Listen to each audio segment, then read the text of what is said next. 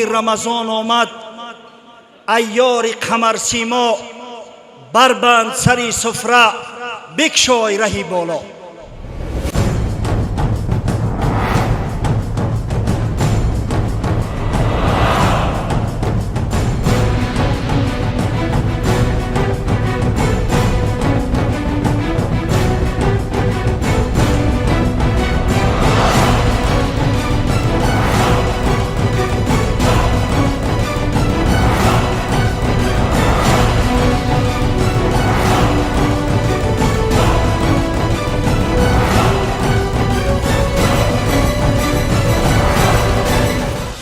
قرآن میگوید لیلة القدر خیر من الف شهر.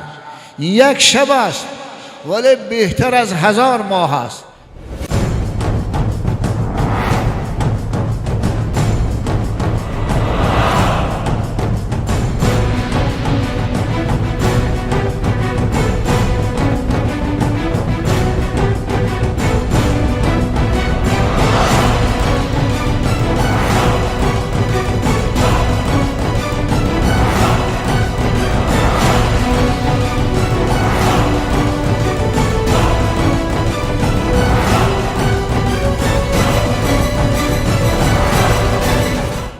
ندای شد که روز یاد داری، گرفتی خارک از رهگذاری. مبادای خلد در پای مؤمن، بیازارد کفی جوینده دین. پذیرفته شدی زان نیک نیت، بکردیم جای تو در قصر جنت. با طلوع عطر ماه رمضان، شکر خدای مهربان.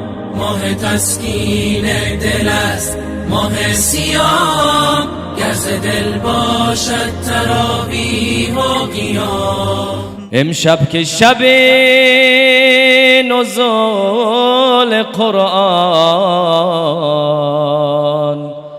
با قدر بود به هر مسلمان.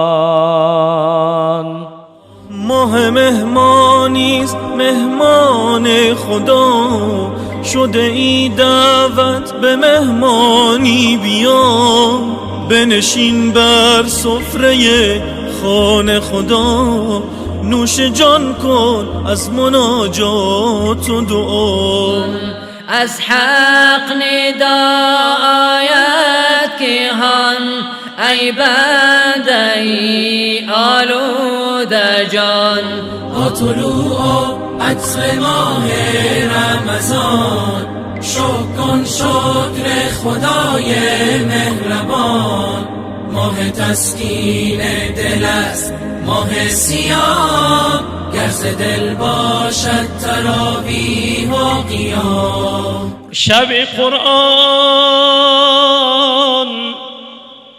شب ایمان،